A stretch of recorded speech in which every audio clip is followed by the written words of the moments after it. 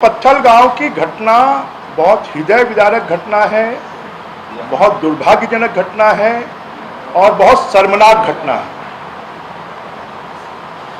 इस घटना में सबसे पहले तो अपराधियों के नाम सामने आना चाहिए कि उसमें कौन कौन लोग थे, किसके लिए वो लोग काम करते हैं। और छत्तीसगढ़ में मैं बार बार शायद आप लोगों के सामने ही 50 बार बोल चुका हूं कि छत्तीसगढ़ ऐसा लगता है कि अफीम गांजा ये छत्तीसगढ़ में इसकी खेती हो रही है। आखिर छत्तीसगढ़ को ही क्यों चुना गया है? क्योंकि छत्तीसगढ़ में हर स्तर पर हर काम, बड़ा से बड़ा गलत काम पैसे के लेन देन से हो सकता है। छत्तीसगढ़ में कभी माफिया नहीं होते थे, ये माफिया हो गए।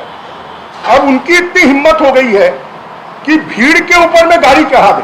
आखिर छत्तीसगढ़ में ऐसा वातावरण क्यों बन रहा है? 5-5 लोग, बच्चे, माँ सब सुसाइड कर लेते हैं, ऐसा क्यों हो रहा है? पूरा किसान परिवार सुसाइड कर लेता है, ऐसा क्यों हो रहा है? रेल की पटरी पे लोग मर जाते हैं, कट जाते हैं अपने आप को, ऐसा क्यों हो रहा है? छत्तीसगढ़ में इस वातावरण के बनाने के लिए कौन दोषी है? और इन सब घटनाओं की खाली जांच, सिंपल जांच से नहीं होगा। ऐसी घटनाओं के पीछे आखिर कौन है, क्यों हो रहा है छत्तीसगढ़ में ये सब? ये एक घटना नहीं है।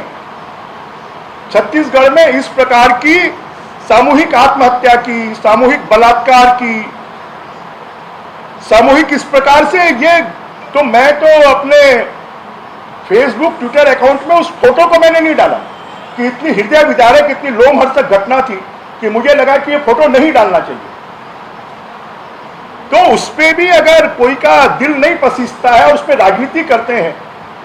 और गृह मंत्री जी को तो बोलने का अधिकार नहीं है। कवर्धा के ऊपर में उन्होंने 7 दिन बाद बोला।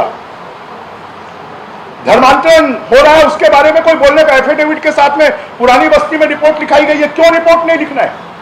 और बार बार हम इस बात को कह रहे हैं कि अगर छत्तीसगढ़ की सरकार अपराधियों को, तस्करों को, माफियाओं को इसी प्रकार का प्रश्रय देती रहेगी लेन देन के आधार पर, तो छत्तीसगढ़ में आने वाले समय पर कानून व्यवस्था की स्थिति बहुत ज्यादा खराब होगी।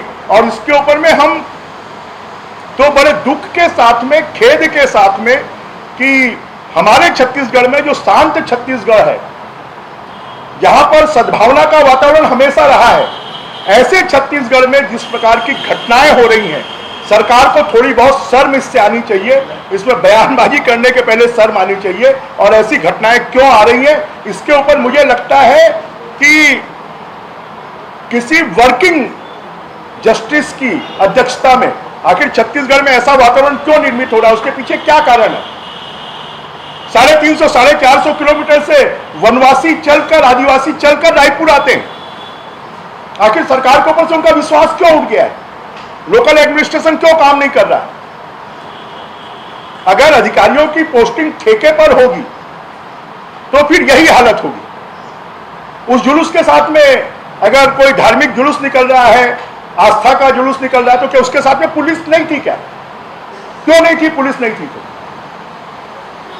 ये सब क्योंकि लेन देन के आधार पर पूरी नियुक्तियां हो रही हैं, इसलिए पूरे ब्यूरोक्रेट्स में, अधिकारियों में, कर्मचारियों में, सब में जो सत्ता का, सरकार की जो धमक होनी चाहिए, जो खौफ होना चाहिए, वो पूरी तरह समाप्त हो गया है। और सिर्फ सरकार में, सरकार नाम की चीज ही नहीं है। विधायक मंत्री के खिलाफ बोलते हैं, एक मंत्री मिलने चले जाते हैं, मुख्यमंत्री बोलते हैं मुझे जानकारी में ही नहीं है। तो ये सब क्या हो रहा है?